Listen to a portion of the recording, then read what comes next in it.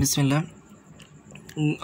ঘনজ্যামিতি চ্যাপ্টারটা শুরু করার আগে একটা কথা বলি, সেটা হচ্ছে তোমার এই চ্যাপ্টারে যা কিছু আছে সব কিছু হচ্ছে তোমার সূত্র মাথায় রাখতে হবে, সবগুলোর সূত্র মাথায় রাখলে অঙ্ক পারবা। আর কিছু কিছু ব্যাপার আছে যেগুলো হচ্ছে তোমার ত্রিমাত্রিক বা 3D বা ওগুলো তোমার বা বইয়ের চিত্র দিয়ে আসলে সম্পূর্ণ বোঝা যায় না, বা আমিও যে এখানে যে বোঝাবো ওইরকম কোনো বস্তু আমার আশেপাশে নাই যে তোমাকে আমি মানে 3D জিনিসটা দেখাবো। তো একটু ওগুলো বইয়ের চিত্র দিয়ে একটু বোঝার চেষ্টা করতে হবে।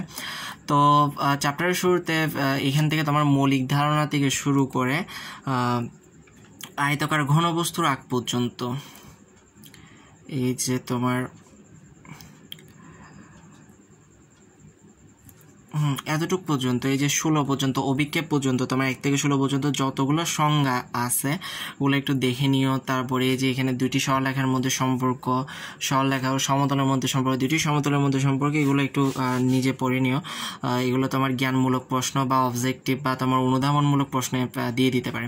তো আমরা যেটা দেখবো এখন ঘনবস্তু থেকে শুরু করি। তো ঘনবস্তু জানোই, ঘনবস্তু তোমার যেমন ইট, বই, খাতা, ঠিক আছে, এগুলো হচ্ছে আমরা কি ঘনবস্তু হিসেবে চিন্তা করি, যে এরকম চিত্র আমরা দেখে থাকছি অনেক, যেটাকে আমরা আয়তাকার ঘনবস্তু বলি। তো এখানেও কিছু সংজ্ঞা আছে যে ঘনবস্তু কাকে বলে, ঘনবস্তু পৃষ্ঠতল কাকে বলে, ঘনবস্তুর ধার কাকে বলে, কয়টা পৃষ্ঠতল আছে, কয়টা ধার আছে। তো এগুলো একটু সংজ্ঞা যেগুলো তোমার অবজেক্টিভে বেশি আসে, তো একটু দেখে নিও, এগুলো মুখস্থ করে নিও সংখ্যাগুলো, জ্ঞানমূলক প্রশ্ন আসতে পারে। তো আমরা জানি ঘনবস্তুর আমার দৈর্ঘ্য, প্রস্থ, উচ্চতা তিনটাই আছে। তো এটাও হয়তো আগেও দেখছো এই সূত্রটা, যে আয়তাকার ঘনবস্তুর সমগ্র চলের ক্ষেত্রফল হচ্ছে 2 × AB + BC + CA। তোমার এ হচ্ছে দৈর্ঘ্য, বি হচ্ছে প্রস্থ, সি হচ্ছে উচ্চতা। ঠিক অনুরূপভাবে আয়তন হচ্ছে দৈর্ঘ্য × প্রস্থ × উচ্চতা। আর ঘনবস্তুর কর্ণের সূত্র হচ্ছে √a² + b² + c²। তো ঘনকও এক ধরনের ঘনবস্তু, কিন্তু ঘনকের ক্ষেত্রে তোমার দৈর্ঘ্য, প্রস্থ, উচ্চতা তিনটাই সমান। সেজন্য ঘনকের সমগ্র তলের ক্ষেত্রফলের ক্ষেত্রে এখানে যেরকম 2 × AB + BC + C হয়েছে, এখানে যেহেতু সবগুলো সমান সেজন্য এই যে গুণ করলে আমি কি পাচ্ছি, a² + a² + a² পাচ্ছি, তাই 6a² হচ্ছে। তো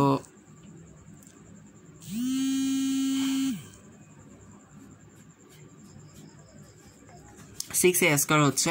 তো সূত্র একই, মানে আয়তাকার ঘনবস্তুর ক্ষেত্রে যে সূত্র, ঘনকের ক্ষেত্রেও সেম সূত্র, শুধু সমস্যা মানে মেইন জিনিসটা কি, যে ঘনকের ক্ষেত্রে দৈর্ঘ্য, প্রস্থ, উচ্চতা তিনটাই সমান। তো অনুরূপভাবে ঘনকের আয়তনের সূত্র হচ্ছে তোমার a³ এবং ঘনকের কর্ণের সূত্র হচ্ছে √3। তো আয়তাকার ঘনবস্তু আর ঘনক এই দুইটা, যেটাকে আমরা ইংলিশে কিউব বলি, কিউব বলে বেশি চিনি। তো এই দুইটা আগেও পড়ে আসছো, তাও সূত্রগুলো একটু মাথায় রাখবা, যে তোমার দৈর্ঘ্য, প্রস্থ, উচ্চতা জানা থাকলে এবং ঘনকের ক্ষেত্রে তোমার একটা ধারের দৈর্ঘ্য জানা থাকলেই, এর মান জানা থাকলে আমরা সমগ্র তলের ক্ষেত্রফল, আয়তন এবং কর্ণ বের করতে পারবো। তো এখানে একটা উদাহরণ দেওয়া আছে, উদাহরণটা আশা করি পারবা, সহজ উদাহরণ। আচ্ছা, এখন যেটা নতুন জিনিস তোমার কাছে মনে হতে পারে, প্রিজম। প্রিজম জিনিসটা কি? নর্মালি আমরা প্রিজম বলতে বুঝি, যেমন ধরো এখানে কি বলছে দেখো, যে প্রিজমের যে ঘনবস্তুর দুই প্রান্ত সর্বসম এবং সমান্তরাল বহুভুজ দ্বারা আবৃত এবং অন্যান্য তলগুলো সামান্তরিক, তাকে কি বলা হয়? প্রিজম। প্রিজমের দুই প্রান্তকে ইহার ভূমি বলে। দুই প্রান্ত বলতে আসলে বোঝাচ্ছে তোমার এই যে দেখো, এই পাশে একটা ত্রিভুজ আছে না, এই যে ত্রিভুজটা এখানে তুমি দেখতেছো, এই যে ত্রিভুজটা, এই ত্রিভুজটা হচ্ছে একটা ভূমি। এবং ঠিক অনুরূপভাবে এটা আসলে আমার মানে দেখানো পসিবল না, এবং আমার কাছে এরকম কোনো বস্তুও নাই যে আমি দেখাবো। তবে একটু চিন্তা করো, এটা যদি তুমি ত্রিমাত্রিকভাবে চিন্তা করো, মানে তুমি চোখ দিয়ে দেখতেছো এভাবে চিন্তা করো, তাহলে দেখো ঠিক অপোজিট পাশে এই যে এদিকে দেখো ডট ডট করে দিছে, এদিকেও ঠিক অনুরূপভাবে আরেকটা ত্রিভুজ আছে, ঠিক আছে। তো এই একটা প্রিজমের দুই পাশের এই দুইটা, এদিকে একটা থাকে, এদিকে একটা থাকে, এই দুইটাকে বলা হয় কি? ভূমি। এবং অন্যান্য তলগুলোকে কি বলা হয়? পার্শ্বতল। যেমন এই প্রিজমের ক্ষেত্রে দেখো, এই পাশে একটা কি আছে, তোমার চতুর্ভুজ আছে। ঠিক অনুরূপভাবে নিচে একটু কল্পনা করো, এই যে নিচে মানে যেটার উপর আছেও, ঠিক এই যে নিচে দেখো এখানে ডট ডট করে দিছে, এই পাশে একটা কি আছে, অনুরূপভাবে একটা চতুর্ভুজ আছে। ঠিক অনুরূপভাবে এইদিকে মানে ওই পাশটাতে, আসলে দেখানো সম্ভবই না, এই পাশটাতে মানে ঠিক এই সাইডে দেখো আরেকটা কি আছে, তোমার চতুর্ভুজ আছে। তো আমি বলতে পারি কি, এই প্রিজমের ক্ষেত্রে তোমার দুইটা ত্রিভুজ আছে, মানে যেটাকে আমরা বলতেছি কি তোমার ভূমি এবং তিনটা কি আছে তোমার চতুর্ভুজ আছে। তো প্রিজমের দুই প্রান্তকে ইহার ভূমি বলে এবং অন্যান্য তলগুলোকে কি বলা হয় পার্শ্বতল। আর আমরা সাধারণত যে ধরনের প্রিজম চিনি ওগুলোর ক্ষেত্রে সাধারণত দুইটা ত্রিভুজ ক্ষেত্র থাকে এবং তিনটা কি থাকে তোমার আয়তক্ষেত্র থাকে। আমরা এখানে লিখে দিচ্ছি যে প্রিজম আমরা সাধারণত যে প্রিজমগুলো সাধারণত ব্যবহার করি ওগুলো সাধারণত দুইটা ত্রিভুজ ক্ষেত্র এবং তিনটা আয়তক্ষেত্র থাকে। ওই দুইটা ত্রিভুজ ক্ষেত্রকে আমরা কি বলতেছি এর ভূমি, এবং যে দুইটা আয়তক্ষেত্র থাকতেছে ওগুলোকে আমরা বলতেছি পার্শ্বতল। তো এখন এখানে কি বলছে দেখো, সবগুলো পার্শ্বতল যদি আয়তকার হয় তাহলে প্রিজমটিকে খাড়া বা সমপ্রিজম বলে এবং অন্য ক্ষেত্রে প্রিজমকে তির্যক প্রিজম বলা হয়। আমরা বাস্তব ক্ষেত্রে সাধারণত খাড়া প্রিজমই অধিক ব্যবহৃত হয়ে থাকে। মানে আমরা বাস্তব ক্ষেত্রে সাধারণত তোমার কি ওই তিনটা পার্শ্বতল, মানে এই যে এ পাশের এটা, মানে এটা এই যে পার্শ্বতল এবং এই সাইডে যেটা আছে এবং নিচে যেটা আছে, নিচে যেটার উপর বসে আছে, এই তিনটা তোমার সাধারণত কি হয় আয়তকার হয়। আমরা হলে সেটাকে আমরা বলবো খাড়া প্রিজম এবং আমরা খাড়া প্রিজমই সবচেয়ে বেশি ব্যবহার করে থাকি। আর ভূমির ভূমিটা কীরকম হবে, ভূমির উপরেই তোমার ত্রিভুজের নামকরণ হয়ে থাকে। যেমন এখানে ভূমিটা হচ্ছে তোমার ত্রিভুজ আকৃতি, সেজন্য এটার নাম হচ্ছে ত্রিভুজাকার প্রিজম। তো আমরা সাধারণত ত্রিভুজাকার প্রিজমই বেশি ব্যবহার করে থাকি। আর ভূমি যদি তোমার চতুর্ভুজ হয় সেটা চতুর্ভুজাকার প্রিজম, এবং সেটা যদি পঞ্চভুজ হয় তাহলে সেটা পঞ্চভুজাকার প্রিজম। যেমন এই ক্ষেত্রে দেখো ভূমিটা হচ্ছে পঞ্চভুজ, দেখো 1 2 3 4 5 5টা বাহু, এটা হচ্ছে তোমার এটা কি পঞ্চভুজাকার প্রিজম। তখন আসি এখানে আরও কিছু সংজ্ঞা আছে। সুষম প্রিজম কাকে বলে, বিষম প্রিজম কাকে বলে, এগুলো একটু পড়ে নিও।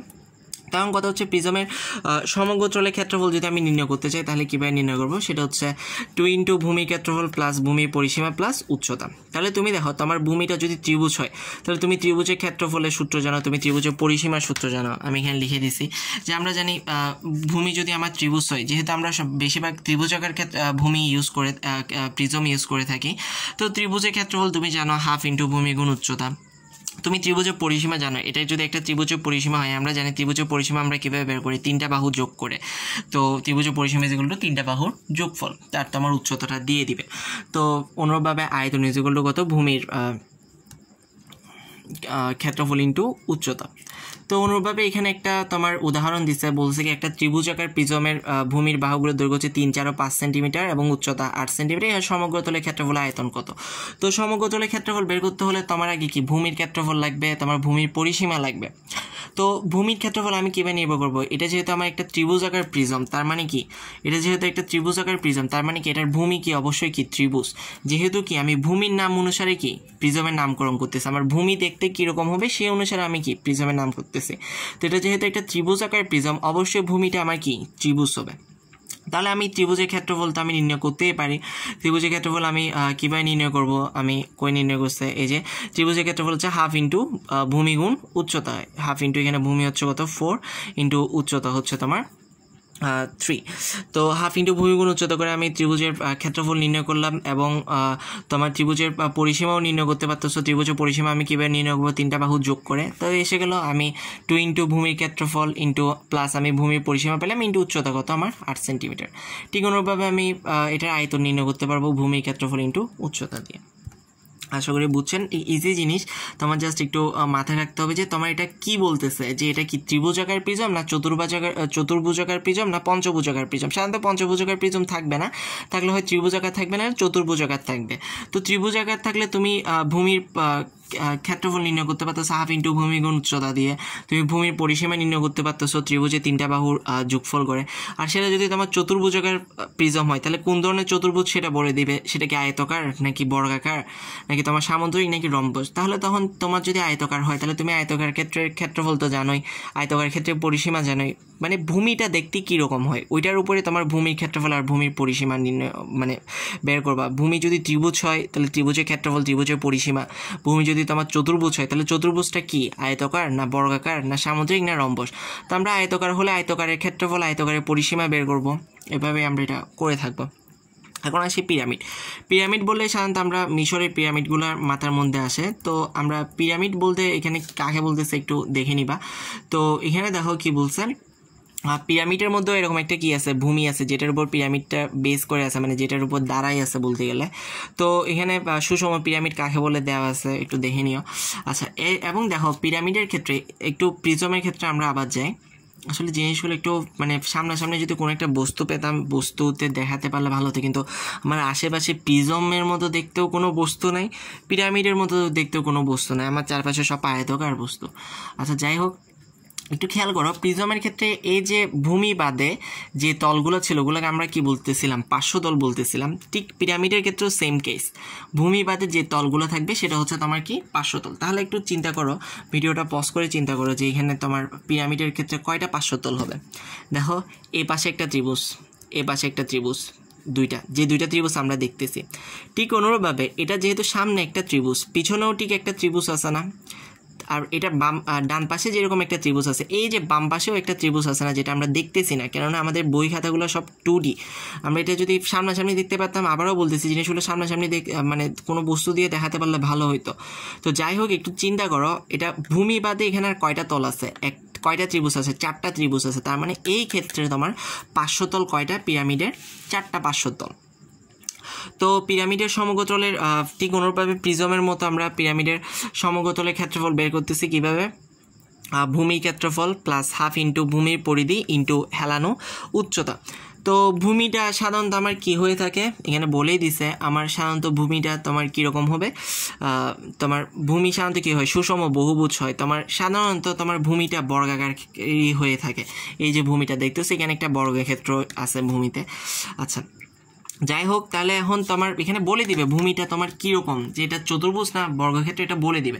তো এটা চতুর্ভুজ বলতেছে, আয়তকার না বর্গাকার, এটা তোমাকে বলে দেবে। তো যাই হোক, তুমি যেটাই হোক সেটা যদি বলে দেয়, তাহলে তুমি আয়তকার ক্ষেত্রের ক্ষেত্রফল বের করবা, আর যদি সেটা তোমার বর্গ হয় তাহলে তুমি বর্গক্ষেত্রের ক্ষেত্রফল বের করবা। ঠিক অনুভাবে পরিধির ক্ষেত্র তোমার সেম। আচ্ছা, এখানে একটা নতুন টার্ম আছে, সেটা হচ্ছে হেলানো উচ্চতা। এটা একটু শিখে রাখবে। হেলানো উচ্চতার সূত্র হচ্ছে √h² প্লাস r²। এটা হচ্ছে তোমার পিরামিডের উচ্চতা, এস হচ্ছে পিরামিডের উচ্চতা, এবং আর হচ্ছে ভূমিক্ষেত্রের অন্তর্বৃত্তের ব্যাসার্ধ। এই যে ভূমিক্ষেত্রের অন্তর্বৃত্তের ব্যাসার্ধ কি সেটা আমি দেখাই দিচ্ছি। আর আয়তন হচ্ছে 1/3 ইন্টু ভূমি ক্ষেত্রফল ইন্টু উচ্চতা। আচ্ছা, এখানে একটা অঙ্ক দিছে, একটু ক্লিয়ার হয়ে যাবে। বলছে কি 10 সেন্টিমিটার বাহু বিশিষ্ট বর্গাকার ভূমির উপর অবস্থিত একটা পিরামিডের উচ্চতা 12 সেন্টিমিটার, ইহার সমগতলের ক্ষেত্রফল ও আয়তন নির্ণয় করো। তো সমগতলের ক্ষেত্রফল নির্ণয় করতে হলে আমার কি লাগতেছে, ভূমির ক্ষেত্রফল প্লাস হাফ ইন্টু ভূমির পরিধি ইন্টু হেলানো উচ্চতা। তাহলে এখন একটা জিনিস খেয়াল করি, এখানে ভূমিটা কি, বর্গক্ষেত্র। তো আমি জানি কি বর্গক্ষেত্রের ক্ষেত্রফল আমরা কি জানি, এটা যদি একটা বর্গক্ষেত্র হয় তাহলে এই বর্গক্ষেত্রের 4টা বাহু সমান আমরা জানি বর্গক্ষেত্রের ক্ষেত্রফল a²। আর বর্গক্ষেত্রের পরিধি মানে কি, এই যে a plus a plus a plus a, তার মানে কি 4a। তো ঠিক অনুরূপভাবে এখানে দেখো, তাহলে আমি বর্গক্ষেত্রের ক্ষেত্রফলও নির্ণয় করতে পারতেছি। tan² হবে, যেহেতু বর্গক্ষেত্রের বাহুর দৈর্ঘ্য 10, tan² হবে, এবং বর্গক্ষেত্রের পরিধি হবে কত, 4 × 10, তার মানে 40। কারণ আমার মেইন প্রবলেম হচ্ছে এখানে হেলানো উচ্চতাটা আমার নির্ণয় করতে হবে। হেলানো উচ্চতা এখানে L = হচ্ছে √h² প্লাস r²। আমার h এর মান দেওয়া আছে 12 সেন্টিমিটার। মানে আমি rটা নির্ণয় করতে গিয়ে ওরা দেখো বর্গাকার ভূমির বাহুকে কী করছে, 2 দিয়ে ভাগ করছে। এটা কেন করছে একটু দেখাই। এটা দেখার আগে আবার আগের পড়াটা একটু খেয়াল করি, সেটা হচ্ছে আর হচ্ছে কি, ভূমিক্ষেত্রের অন্তর্বৃত্তের ব্যাসার্ধ। আচ্ছা, ভূমিক্ষেত্রের অন্তর্বৃত্তের ব্যাসার্ধ মানে কি, আমরা জানি ভূমিটা হচ্ছে আমার এই যে এটা, মানে যেটা আমার একটা বর্গক্ষেত্র। তার মানে ভূমিক্ষেত্র বলতে আমরা কি বুঝতে পারতেছি, আমরা বর্গক্ষেত্র বুঝতেছি। তো বর্গক্ষেত্রের অন্তর্বৃত্ত মানে কি, বর্গক্ষেত্রের অন্তর্বৃত্ত মানে হচ্ছে, এটা ধরো আমার ভূমি, জুম হয় না কেন রে, আচ্ছা এটা ধরো আমার একটা ভূমি, ঠিক আছে। এই ভূমিক্ষেত্রে মানে আমার এখানে ভূমি যেহেতু বর্গ, তার মানে ভূমিক্ষেত্র মানে কি, এখানে আমার এটা একটা বর্গক্ষেত্র। তাহলে বর্গক্ষেত্রের অন্তর্বৃত্ত মানে কি, বর্গক্ষেত্রের ভেতরে আমি যেটা বৃত্তটা আঁকবো, মানে বর্গক্ষেত্রের 4টা বাহুকেও কী করবে, স্পর্শ করবে, সেটাই হচ্ছে আমার কি, ভূমিক্ষেত্রের অন্তর্বৃত্ত।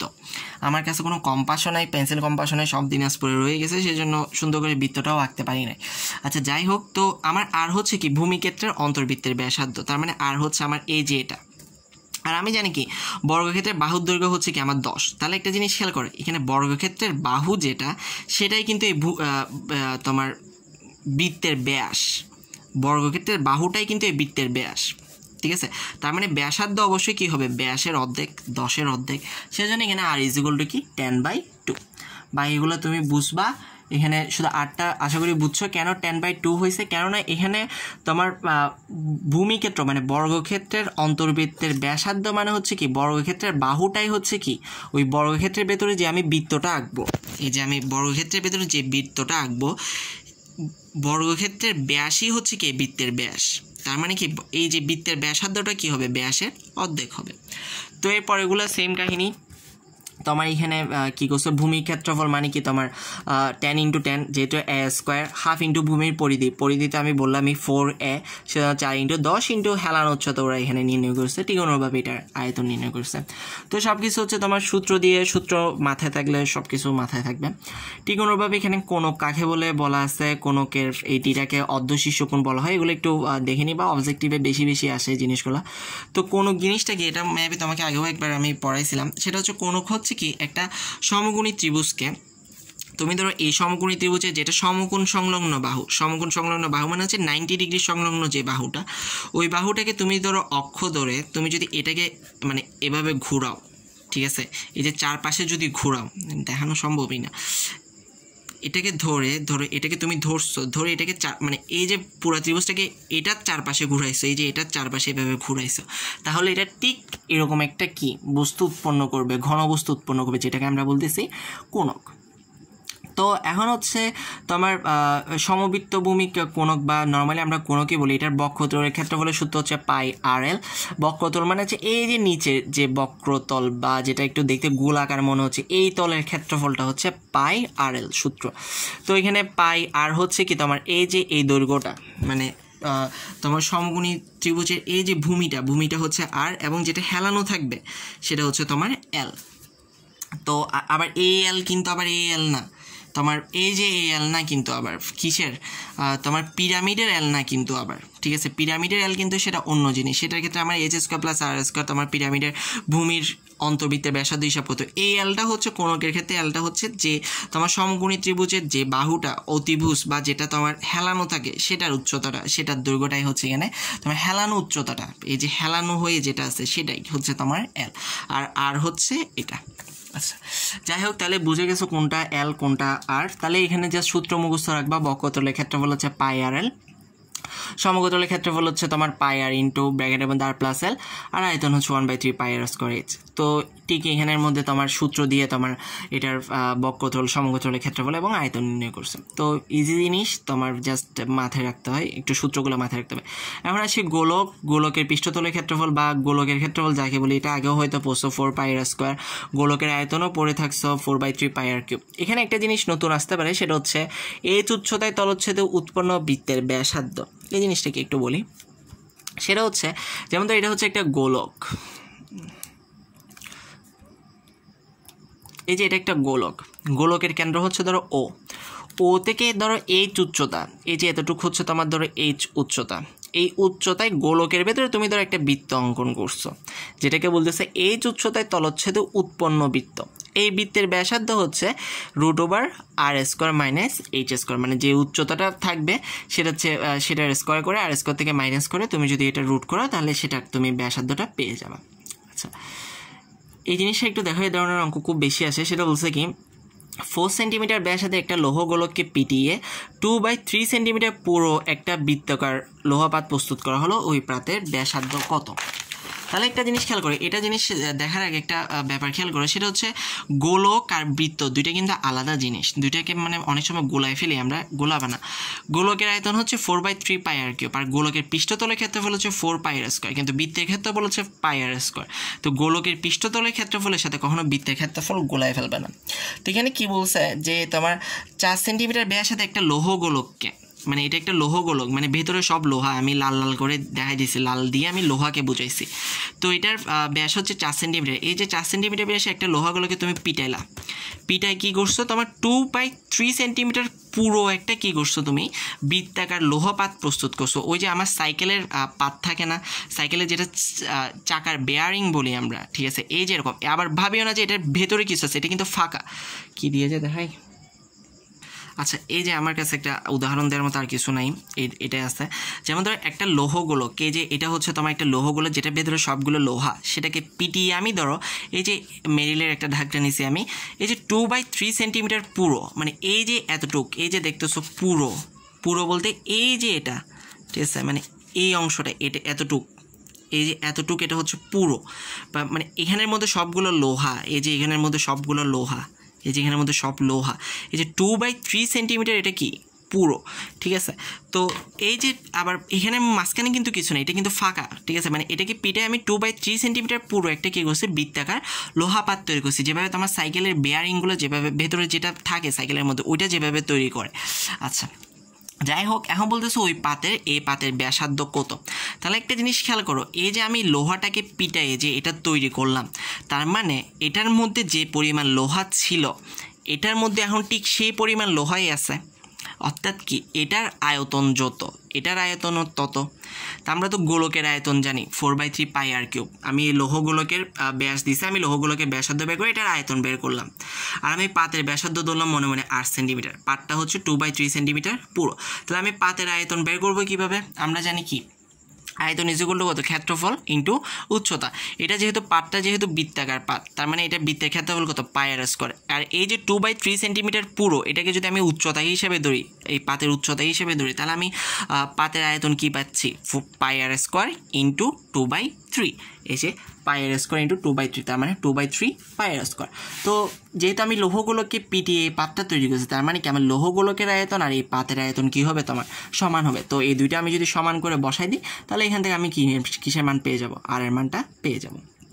আচ্ছা, এখন আসি আরেকটা অঙ্কে, এটাও ইম্পর্টেন্ট ইম্পর্টেন্ট একটা উদাহরণ, একটু ভালো করে খেয়াল করো।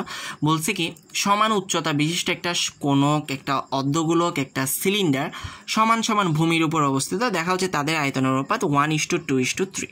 আচ্ছা, এখানে বলছে কি একটা কোণক, একটা অর্ধগোলক এবং একটা সিলিন্ডারের উচ্চতা সমান এবং ওরা কি সমান ভূমির উপর অবস্থিত। তোমার মেবি সিলিন্ডারের আলাদা করে কোনো কিছু এখানে দেয় নাই, তাই একটু করে খেয়াল রাখো যে সিলিন্ডারের আয়তন হচ্ছে তোমার পাই আর স্কয়ার এস এবং সিলিন্ডারের পৃষ্ঠতলের ক্ষেত্রফল হচ্ছে 2 পাই আর এল। ওকে, আচ্ছা, আর এখানে একটা কথা বলছে, সেটা বলছে কি মনে করি ওদের যেহেতু ওদের উচ্চতাটা সমান, সেজন্য সবার উচ্চতার ভূমি যেহেতু একই, সেজন্য এটাকে সাধারণ বলছে, যেহেতু তিনজনেরই একই সেজন্য সাধারণ মানে কমন। আচ্ছা, তো তিনজনের উচ্চতা বা ভূমিকে আমি ধরে নিলাম এইচ এবং আর। এখানে একটা কথা বলছে, যেহেতু অর্ধগোলকের উচ্চতা ব্যাসার্ধ সমান, সেহেতু এইচ ইজ ইকুয়াল টু আর। কেন অর্ধগোলকের উচ্চতা ব্যাসার্ধ সমান এটা একটু আমি দেখাই। যেমন ধর এখানে আমি দেখাইছিলাম এটা হচ্ছে আমার একটা গোলক, এই গোলককে ধরো এখন আমি অর্ধেক করলাম, মানে এই বরাবর ধরো এই বরাবর আমি গোলকটাকে কি করলাম, অর্ধেক করলাম, মানে এ পাশে এক পার্ট ওই পাশে এক পার্ট, আমি এই দেখো অর্ধেক করে আঁকলাম। তাহলে দেখো এই যে অর্ধেক করে আঁকার পর এখান থেকে এই যে এতটুকু অংশটা আমার কি ব্যাসার্ধ, মানে এই যে এখান থেকে এটা কি আমার ব্যাসার্ধ। আর গোলকটাকে যদি আমি এভাবে চিন্তা করি, তাহলে কি এটা কি আমার এই গোলকের উচ্চতাও। তার মানে আমি বলতে পারি কি একটা অর্ধগোলকের কি এটা কেন ব্যাসার্ধ, কেন কেন্দ্র থেকে এতটুকু পর্যন্ত, এই যে কেন্দ্র থেকে তোমার গোলকের এটাকে স্পর্শ, তার মানে কি এটা কি আমার ব্যাসার্ধ, যেহেতু আমি এই বরাবর ভাগ করছি এটাকে অর্ধগোলক মানে কি এই বরাবর আমি এটাকে ভাগ করলাম, তাহলে কি এটা আমার ব্যাসার্ধ। আর গোলকটাকে যদি আমি এভাবে চিন্তা করি, তাহলে দেখতেছি কি এই ব্যাসার্ধটাই আমার কি গোলকের উচ্চতা। তো আমরা বলতে পারি কি একটা অর্ধগোলকের ব্যাসার্ধ এবং উচ্চতা কি সমান, তাই আমি বলতে পারি এইচ ইজ ইকুয়াল টু আর। তো আমরা জানি কোণকের আয়তন কত, 1/3 পাই আর স্কয়ার এইচ, যেহেতু এইচ ইজ ইকুয়াল টু আর, এইচের জায়গায় আর বসে দিলে আর স্কয়ারকে আর দিয়ে গুণ করলে আর কিউব।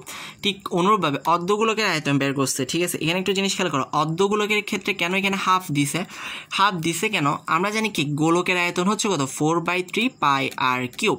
যেহেতু এটা এখন অর্ধগোলক, তার মানে কি একটা নর্মাল গোলকের আয়তন যত তার অর্ধেক হবে, সেজন্য এখানে কি করছে আমি ওই যে গোলকের আয়তনের সাথে হাফ দিয়ে গুণ করছি।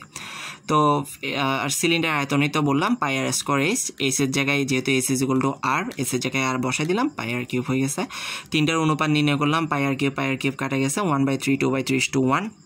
এখানে আমি তিনটাকে যদি যেহেতু এখানে নিচে 3 আছে, তিনটাকে যদি আমি 3 দ্বারা গুণন করি, এটাকে 3 দ্বারা গুণ করলে 3 কাটা গিয়ে শুধু 1 থাকে, এটাকে 3 দ্বারা গুণ করলে 3 কাটা গিয়ে 2 থাকে, আর এটাকে 3 দিয়ে গুণ করলে 3 একে 3, তার মানে 1:2:3। আচ্ছা, এটা ইজি জিনিস। উদাহরণ ছাড় একটা আয়তকার লৌহ ফলকের দৈর্ঘ্য বস্তু উচ্চতা আছে, যেহেতু দৈর্ঘ্য বস্তু উচ্চতা আছে তার মানে এটা একটি আয়তকার ঘনবস্তু, এবং এই ফলকটিকে গলিয়ে 1/2 সেন্টিমিটার ব্যাসার্ধ বিশিষ্ট কতগুলো গোলাকার গুলি প্রস্তুত করা হলো। ঠিক এটার মতো এখানে যেরকম গোলকের আয়তন ওই বৃত্তাকার লৌহপাতের আয়তনের সমান ছিল, তার মানে এখানে খেয়াল করো যে তোমার আয়তকার ঘনবস্তুটাকে গলিয়ে তুমি যতগুলো গুলি তৈরি করছো, সবগুলো গুলির কি আয়তন কি হবে, এই আয়তকার লৌহফলকের আয়তনের সমান হবে। তার মানে জানি কি যে যেহেতু এটা আয়তাকার লৌহফলকের দৈর্ঘ্য প্রস্থ উচ্চতা আছে, এটা কি একটা আমার ঘনবস্তু। ঘনবস্তুর আমরা আয়তনের সূত্র কি জানি, a into B into C, a into B into C. আর আমার গুলির সংখ্যা n সংখ্যক আমি ধরলাম, তা আমি ধরলাম n সংখ্যক গুলি বানাইছি, তাহলে n সংখ্যক গুলির আয়তন কত হবে, যেহেতু এগুলো গোলাকার গুলি তাই এদের গোলকের আয়তন আমরা কি জানি 4/3 পাই আর কিউব। তার মানে একটা গুলির আয়তন কত 4/3 পাই আর কিউব, আর এর মান দিয়ে আছে হাফ। তাহলে n সংখ্যক গুলির আয়তন কত হবে, n দিয়ে গুণ, এত আসছে আমার n সংখ্যক গুলির আয়তন আর আমার আয়তকার লৌহফলকের আয়তন একই হবে। কেননা কি আমি লৌহফলককে গলিয়েই আমি কি করছি এতগুলো গুলি বানাইছি, তার মানে সবগুলো গুলি মিলেই কি হবে এটার লৌহফলকের আয়তনের আমার সমান হবে। আচ্ছা, তো ঠিক অনুরূপভাবে আমি দুইটা সমান লিখে ঠিক আগের অঙ্কটার মতো, যে এখানে যেভাবে আমি এটার আয়তন আর এটার আয়তন সমান বলে আর এর মান নির্ণয় করছি ওই রকম। আচ্ছা, এরপর আসে একটা জিনিস, যে যৌগিক ঘনবস্তু। এতক্ষণ আমরা যেগুলো বলছি সবগুলো হচ্ছে ঘনবস্তুগুলো সিঙ্গেল অবস্থায় আছে। তো এখন যৌগিক ঘনবস্তু এটা কি, সেটা হচ্ছে তোমার অনেকগুলো ঘনবস্তু যদি একসাথে থাকে, যেমন ধরো এই যে এখানে দেখো এটা হচ্ছে একটা ক্যাপসুল, ঠিক আছে, আমাদের অনেকটা দেখতে ওষুধের ক্যাপসুলের মতো। তো ওষুধের ক্যাপসুলটা দেখো, এই যে ওষুধের ক্যাপসুলের মাঝখানে যেটা আছে এই যে এটা হচ্ছে একটা কি সিলিন্ডার, আর উপরে দেখো একটা অর্ধগোলক, নিচে একটা অর্ধগোলক, আর এইটাতে দেখো একটা উপরে একটা কি আছে, এটা একটা পিরামিড, আর নিচে কি একটা আয়তাকার ঘনবস্তু। তো ঠিক যৌগিক ঘনবস্তুর ক্ষেত্রে যখন আমি কোনো কিছু নির্ণয় করতে যাব তখন আমার আলাদা আলাদা কী করতে হবে, প্রতিটার ক্ষেত্রফল নির্ণয় করতে হবে। যেমন এটার ক্ষেত্রফল যদি আমি নির্ণয় করতে যাই তাহলে আমার কী করা লাগবে, প্রথমে এই যে এই সিলিন্ডারের ক্ষেত্রফল নির্ণয় করতে হবে, তারপর কি দুইটা অর্ধগোলকের আমার কী করতে হবে, ক্ষেত্রফল নির্ণয় করতে হবে। তো এখানে বলছে একটা ক্যাপসুলের দৈর্ঘ্য হচ্ছে তোমার 15 সেন্টিমিটার, ইহা সিলিন্ডার আকৃতির অংশের ব্যাসার্ধ হচ্ছে 3 সেন্টিমিটার, সমগতলের ক্ষেত্রফল এবং আয়তন নির্ণয় করো। আচ্ছা, এই জিনিসটা দেখার আগে একটু ভালো করে খেয়াল করো, বলছে কি ক্যাপসুলের সম্পূর্ণ দৈর্ঘ্য। ক্যাপসুলের সম্পূর্ণ দৈর্ঘ্য মানে কি, এই যে এই পুরা দৈর্ঘ্যটাই হচ্ছে তোমার কত 15 সেন্টিমিটার। যেহেতু ক্যাপসুলের দুই প্রান্ত অর্ধগোলাকৃতি, সেহেতু ইহা সিলিন্ডার আকৃতির অংশের দৈর্ঘ্য L = 15 - 3 + 3 = 9 সেন্টিমিটার।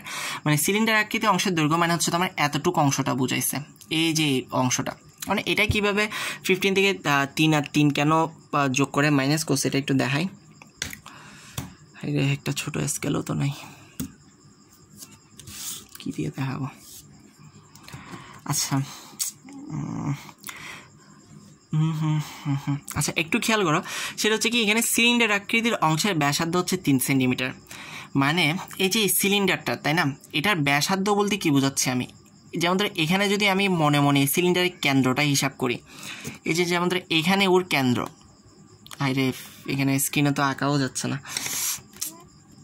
আচ্ছা, যাই হোক, একটু জাস্ট খেয়াল করেন, আসলে বোঝানো খুব কষ্ট হয়ে যাচ্ছে, মানে এটা 3D জিনিস তো, মানে আচ্ছা যাই হোক, একটু খেয়াল করো, সিলিন্ডার আকৃতির অংশে ব্যাসার্ধ 3 সেন্টিমিটার মানে কি, যেমন এটাকে আমি ধরলাম এটা হচ্ছে সিলিন্ডারের কেন্দ্র, এই যে এটা এই বরাবর হচ্ছে সিলিন্ডারের কেন্দ্র। তাহলে একটু খেয়াল করো, এই সিলিন্ডারের ব্যাসার্ধ মানে কি, এখান থেকে এতটুক পর্যন্ত দূরত্বটাই কি এর ব্যাসার্ধ, এই যে এতটুক, ঠিক আছে। এই ব্যাসার্ধটা যদি 3 সেন্টিমিটার হয় তাহলে একটু চিন্তা করেন, তার মানে কি এই যে এখান থেকে এতটুকু পর্যন্ত দৈর্ঘ্যটাও কী হবে 3 সেন্টিমিটার হবে না, কারণ এটা যদি একটা কি হয় বৃত্ত হয়, বৃত্তের ব্যাসার্ধ আমি এদিকেও চিন্তা করতে পারি, আমি এদিকেও চিন্তা করতে পারি। তুমি মানে এটাকে চিন্তা করো যে এটা যদি এভাবে একটা বৃত্ত হয় তাহলে এটার ব্যাসার্ধ কি তোমার এই সাইডেও হচ্ছে আবার এই সাইডেও হচ্ছে, তার মানে কি এটার ব্যাসার্ধ যেহেতু এদিকে 3 সেন্টিমিটার, তার মানে কি এটা এই সাইডেও এতটুকু পর্যন্ত দৈর্ঘ্যটাও কী হবে তোমার 3 সেন্টিমিটার হবে, অর্থাৎ এদিকেও 3 সেন্টিমিটার এদিকেও 3 সেন্টিমিটার। সেজন্য আমি এখান থেকে এই 3 সেন্টিমিটার এই 3 সেন্টিমিটারটা কী দিলাম, বাদ দিলাম, আল্লাহ জানে কি উৎস। আচ্ছা যাই হোক, একটু না বুঝলে বুঝায় না, আমি দেখি এরকম একটা ওষুধের ক্যাপসুল দিয়ে হলেও বোঝানোর চেষ্টা করে দিব, তো একটু না বুঝলে বলিও। আচ্ছা যাই হোক, এখন হচ্ছে এখানে বলছে ক্যাপসুলের সমগতলের ক্ষেত্রফল, তো এটা কিছুই না, এখন হচ্ছে দুই প্রান্তের অর্ধগোলাকৃতি অংশের পৃষ্ঠের ক্ষেত্রফল বের করবো, আমি সিলিন্ডার অংশের পৃষ্ঠের ক্ষেত্রফল বের করবো। তো আমি বলছিলাম আমার সিলিন্ডার আকৃতি পৃষ্ঠতলের ক্ষেত্রফল কত 2 পাই r, সেজন্য আমি এখানে 2 পাই r হিসাব করলাম। আর আমরা জানি কি আমার গোলকের ক্ষেত্রফল সমান কত 4 পাই r স্কয়ার, গোলকের ক্ষেত্রফল সূত্র হচ্ছে 4 পাই r স্কয়ার, যেহেতু এখানে অর্ধগোলক সেজন্য 1/2 × 4 পাই r স্কয়ার, যেহেতু দুইটা অর্ধগোলক সেজন্য 2 × 1/2 × 4 পাই r স্কয়ার। তো আশা করি বুঝছেন, ঠিক কোনোভাবে আয়তন নির্ণয় করছি পাই r স্কয়ার l। আর আমার আগের মতোই আমার গোলকের আয়তন কত 4/3, আমার সিলিন্ডার আয়তন আমি লিখলাম পাই r স্কয়ার, আমি দেখাইছি যেহেতু সিলিন্ডার আয়তন হচ্ছে পাই r স্কয়ার h, এখানে এসটাই হচ্ছে আমার কি l। আমার এসটা এখানে এল, এই যে যেটা আমি নির্ণয় করছিলাম, এই যে এটাই হচ্ছে আমার কি এল বা এইচ উচ্চতা বলি বা সিলিন্ডার দৈর্ঘ্য বলি, যাই বলি না কেন। তো আর আমার গোলকের আয়তন কত 4/3 পাই আর কিউব, যেহেতু অর্ধগোলক সেজন্য হাফ দিয়ে গুণ করছি, যেহেতু দুইটা অর্ধগোলক সেজন্য 2 দিয়ে গুণ করছি। আশা করি বুঝছেন, আগেরগুলো হয়তো বুঝছো। এই যৌগিক ঘনবস্তুর এই উদাহরণটা আমারও মনে হচ্ছে আমি বুঝাইতে পারি না ক্যাপসুলের বিষয়টা, এটা আসলে এই যে 3 সেন্টিমিটার এটা আসলে বুঝো নাই যা মনে হচ্ছে। যাই হোক, না বুঝলে বলিও ক্যাপসুলের এটা বুঝছো কি না, আমি একটু কোনো একটা ওষুধ দিয়ে হলে একটু বোঝানোর চেষ্টা করে দেবো। তো এই ভিডিওতে তো আমার উদাহরণ পর্যন্ত থাকলো, আর এই যে এখানে যেটা সৃজনশীলটা আছে সেটা পারবে আশা করি, একটু দেখে নিও, না পারলে ভুলিও। আমি পরের ভিডিওতে তো আমার অনুশীলনীতে যেসব অঙ্ক আছে ওগুলো করে দিব, ঠিক আছে? এটা এতটুকু থাকলো। আল্লাহ হাফিজ।